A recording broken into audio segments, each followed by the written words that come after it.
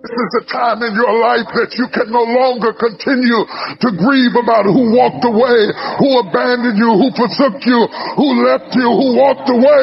You've got to stand up and recognize that God doesn't need anything that you lost to bless you.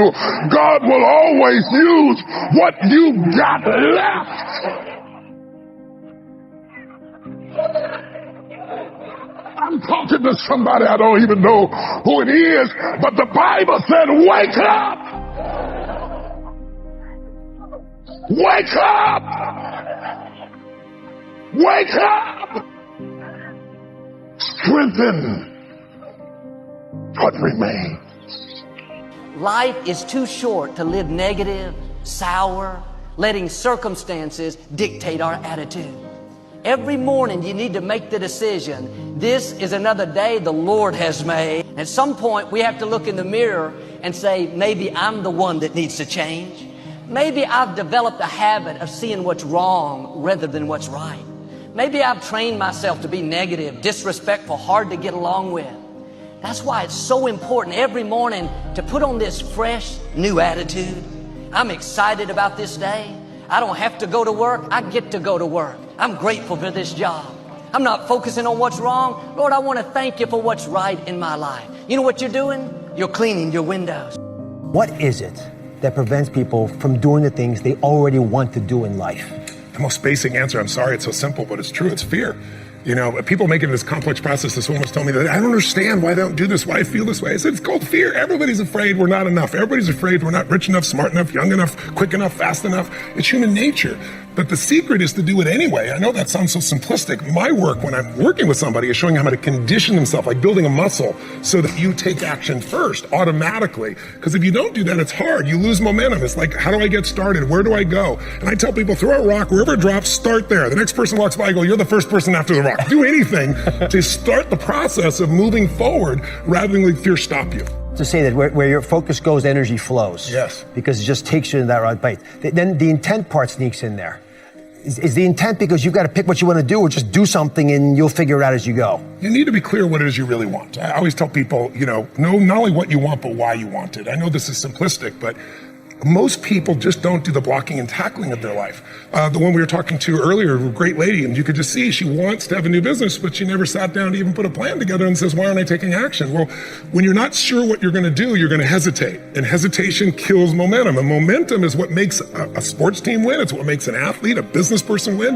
When you get momentum, it's like takes enormous energy to get a rocket out of our gravitational pull of the earth. But out of the solar system is easy. Once it has momentum, it takes less fuel, less energy. Starting a relationship, starting a business, changing your body, it takes so much in the beginning. But once you get going, it's actually really easy. Common question I've been asked by the media my entire life that always makes me laugh is, well, don't you have bad days? Don't you have days when you're like frustrated and excited and pissed off and you watch TV and you eat Cheetos and watch pornography? And I said, well, I do some of those things, right? And of course I do. But it's like an athlete. I built muscle over the years so that it's not that I don't have feelings, I don't get hurt, I don't feel sad, I don't feel tired, I feel all those things. But they're not the dominant force in my life. It's a muscle. The mind is a muscle. Emotion is a muscle. I mean, I think the most powerful muscles are the invisible force muscles. It's your spiritual, emotional muscles. Like courage unused doesn't grow, it shrinks. So I put my ass on the line regularly so that it grows. And when it keeps growing, then pretty soon the stuff that used to make me crazy, it doesn't touch me. It's not that I'm so great. Just I'm well trained. I've trained this mind. I get up every morning in my life. You talk about rebounder, more crazy shit I do is every morning in my life. If I'm near any of my homes, and some places I have cryotherapy, but my homes I have these cold plunges, and they're 56 degrees. And the first thing I do is jump in that cold plunge. So there's not a morning where I want to jump in that. I can't remember mornings like, I can't wait to jump in that thing. But I don't negotiate with myself. I do it for two reasons. One, there's a physical health component. It moves your lymph system, the blood flushes through your whole body. But the main reason I do it, even more than that, is when I go up there, I don't, how people negotiate, well, maybe we'll do it tomorrow, I'm gonna do this, or let me wait 2 more minutes till I'm ready. There's none of that with me. For decades, I go, I say, we do. I'm not here to discuss this with my mind. There's mind, and then there's soul and spirit. And soul and spirit, my soul knows. And when I say jump, you jump. I'm not here to have a discussion with you. Some people never will have much. They're too cautious. Now, you can also be too reckless, but you can also be too cautious. This is called the timid approach to life. And my caution was always the risk. Risk used to drive me right up the wall. I used to say, what if this happens? It's called the language of the poor. What if this happens? And on top of that, if this was to happen, look at the fix I'd be in. I better not try. I could always ace myself out. Then I'll tell you what changed my whole life when I finally discovered it's all risky. The minute you were born, it got risky. If you think trying is risky, wait till they hand you the bill for not trying. If you think investing is risky, wait till you get the tab for not investing. See, it's all risky. Getting married is risky. Having children is risky. Going into business is risky. Investing your money is risky. It's all risky. I'll tell you how risky life is. You're not going to get out alive. That's risky. The Englishman says, well, if that's the way it's going to work out, let's give it a go. Right, that's what it's for. Give it a go. Somebody says, yeah, but I'm looking for safety and security. Fine, then huddle in a corner. We'll cover you with a sheet, bring you 3 meals a day. And we'll protect you, feed you, look after you, care for you. We won't let anything happen to you. And you'll probably live to be 100. The guy said, well, yeah, I'd live to be 100. But what a way to live. Right. What a way to live, safe and secure. Don't ask for security. Ask for adventure. Better to live 30 years full of adventure than 100 years safe in the corner. And see, it's not important how long you live. What's important is how you live. Here's the next attitude disease, pessimism. Pessimism, the deadly disease of always looking on the bad side, the problem side, the difficult side, checking all the reasons why it can't be done. The poor pessimist leads an ugly life. He doesn't try to figure out what's right. He tries to figure out what's wrong. He doesn't look for virtue. He looks for faults. And when he finds them, he's delighted. How ugly. This is the poor guy looks through the window, doesn't see the sunset. He sees the specks on the window.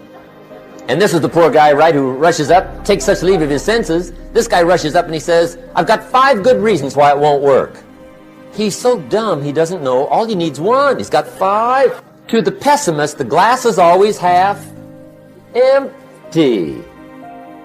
To the optimist, the glass is half full. Why would the same measure affect people 2 different ways? Answer, it all depends on how you look at it.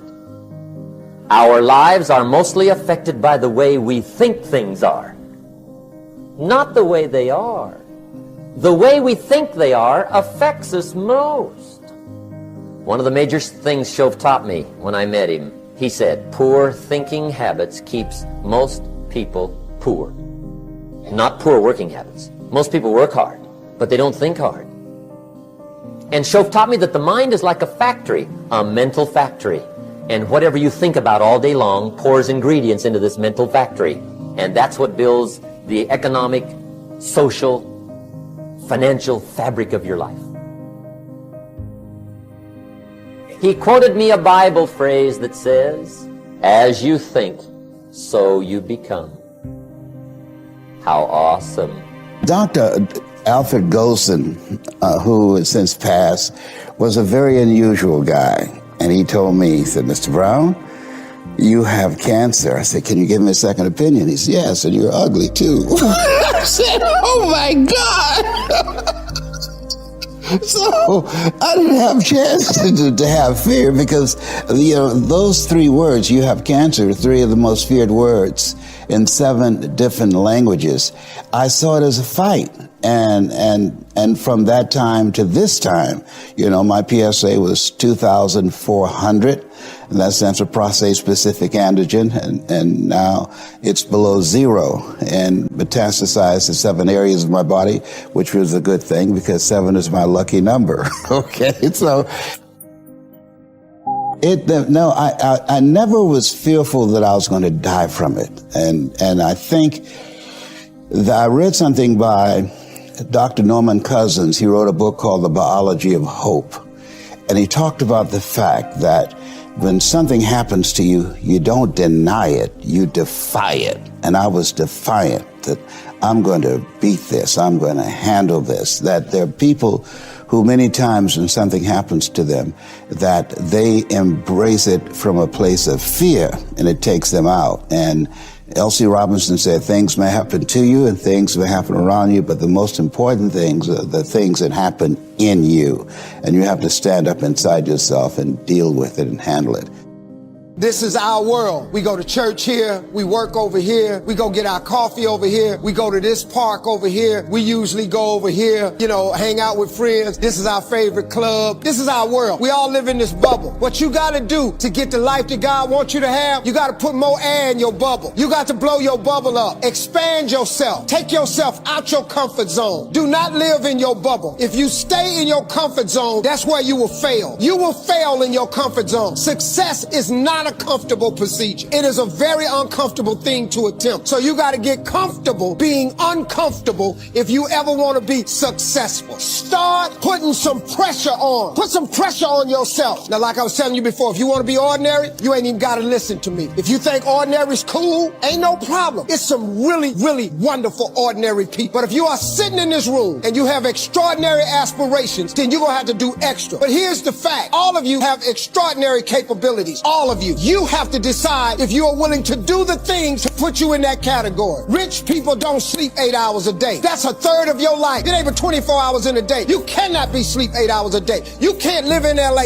and wake up at 8 o'clock in the morning. It's 11 o'clock on the East Coast. The stock market been open 2 hours. They already making decisions about your life and your ass was sleep. I'm gonna ask you one question, I'm gonna go. How many of you in here know somebody who loves to sleep? Who knows somebody that loves to sleep? Let me ask you something. Ain't they poor? Rich people think different. So what I'm gonna put in your head today is a rich people concept. Because here's the deal. All of you have everything it takes to become rich. You just don't believe. Now, if you can develop this theory that I'm about to share with you, I have the way for you to be rich. This is it. First of all of you have a gift. God gave it to you when he created. God never created a single soul without giving them a gift. That's the God that created. He's a very smart God. When he made you, he put the gift inside. It ain't under no rocks. You ain't got to go drill it. God put what you needed inside of you at birth. All of you have a gift. It is the thing that you do the absolute best with the least amount of effort. That's your gift. Anything else you doing, you wasting your time. Do you hear me? You wasting your time. If when the alarm clock goes off in the morning and it makes you sick every morning that alarm go off, it's because you ain't doing your gift. You're going against what God created you to be. Do most of you know what your gift is? Who in here doesn't know their gift yet? Okay, let me tell you what you do. Go home today. Don't talk to nobody. Sit down and have one conversation with yourself. What is the thing that I do the absolute best with the least amount of effort? This ain't gonna take you long. You old enough, you grown. Write it down. I don't care if it's networking. I don't care if it's babysitting. I don't care if it's doing color. I don't care if it's painting.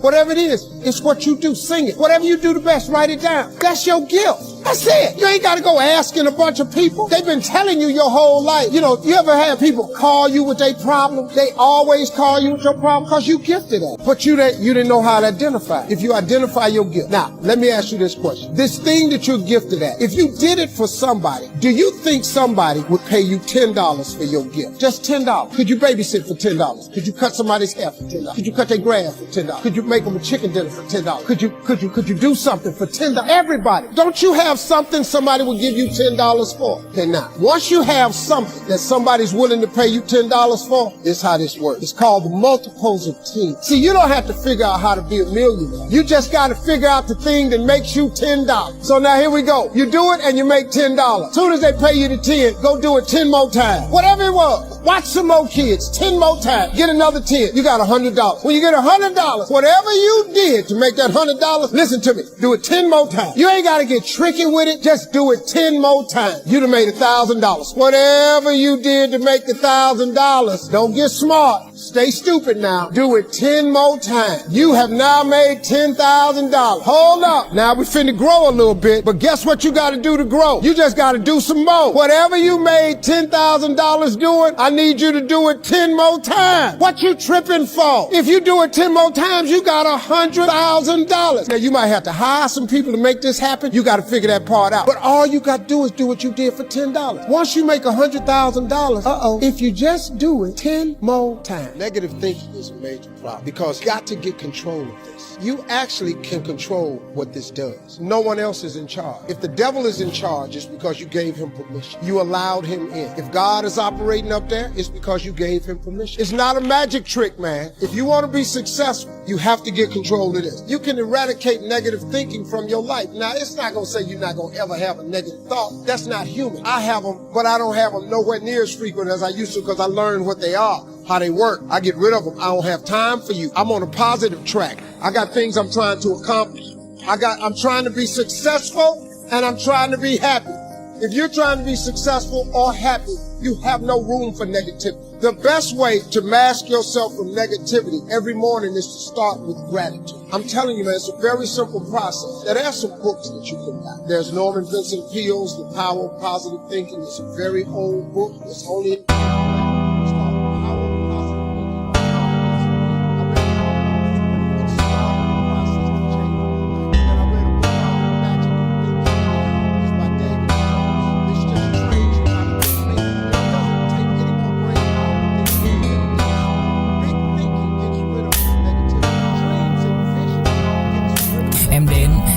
cách em đi qua cái khảng lãng mạn như thi ca khiến anh chẳng nhớ được gì cả, chỉ chút vừa vã anh ghi và anh không biết được là đôi mình còn gần bên nhau bao lâu nữa. Nhiều lúc anh nghĩ hay thôi mình có lẽ là đừng yêu nhau nữa, vì cãi vã nhiều quá anh mệt lắm, chia tay nhiều quá anh mệt lắm, tất cả ở em đều mệt lắm. Nhưng rồi thời gian cũng hết năm, em thì vẫn ở đó, vẫn nắm chặt tay, vẫn kể môi sát môi. Anh thì vẫn như vậy, vẫn nghệ sĩ nghèo chỉ có lời hát thôi. Em à, người ta mất nhau trong 2 tuần và ta xa nhau cũng 2 lần. Anh không có phải thằng cờ, cũng biết trái tim đâu đó đã phai dần. Phải cần một sự liều lĩnh để thấy mình còn luyến thương nữa không. Mình sống với nhau như vợ chồng, nhưng tình thế này thì chưa giống. Bài nhạc anh viết vẫn chưa xong, liệu rằng ngày đó có cuốn dẫu không cách nào mang nắng về đêm đông, cũng không hái được sao trên trời kia đem xuống. Nhưng sau này có thể đưa em giữ hộ tiền lương, sau này có thể làm việc nhà nếu em lười. Nhân gian thường nói không tồn tại thiên đường, chắc do họ chưa từng nhìn thấy lúc em cười. Ấm áp tỏa sáng tựa vầng thái dương, kéo anh chuyển động tinh tiến ở xung quanh. Hoài ngày hạnh phúc nhất mà anh âm thầm mãi ước, ngày ta đứng trước linh mục và cùng sánh vai lại. Thêm lần nữa tuyên bố nhẹ, em về khuyên bố mẹ kén rể đi anh đến tuyển ngay. Dù ít tin tưởng vào duyên số, nhưng nếu em cho số đảm bảo mình nên duyên đấy. Từ khi gặp em Google hết tác dụng, bởi em là tất cả những gì anh cần tìm, giống một kho báu để ngăn người khác bước tới. Đối đầu thế giới anh cũng sẵn sàng cân tim, ghét phải lặng im coi em như cô bạn. Nỗi nhớ đong đầy bao giờ mới khô cạn, khoảnh khắc bên nhau thời gian như ngừng trôi, vì em sở hữu sự hấp dẫn vô hạn. Yêu đơn phương cảm giác khó đọc tên, mọi thứ mù mịt giống như đứng trước bão. Mãi hy vọng chờ đợi ngóng trông đến ngày nụ hôn đó sẽ một lần được trao. Hương thơm ngọt ngào vương trên mái tóc em, gây nghiện cực mạnh anh ngày đêm ước áo. Quỳnh là loài hoa đẹp nhất trong bóng đêm, cuộc đời này u tối đang cần em bước vào. Đưa cho anh cái bản đồ vì anh sắp lạc bên trong đôi mắt kia. Hãy đưa cho anh cuốn từ điển vì cảm xúc này anh không thể cắt nghĩa. Chuẩn bị đưa anh khi say anh tưởng hãy nhắc về em, mong khỏa lấp những u tối. Khoảnh khắc về đêm nghe lại bài ca ngày xưa cũ, ta hát về nhau nhớ những giấc mơ ta từng ước. Tối tát về sau và đó là khi mà anh dần lụy là không làm chủ chính mình. Thấy không gian trở nên tồi tệ, mọi thứ bao phủ chính mình.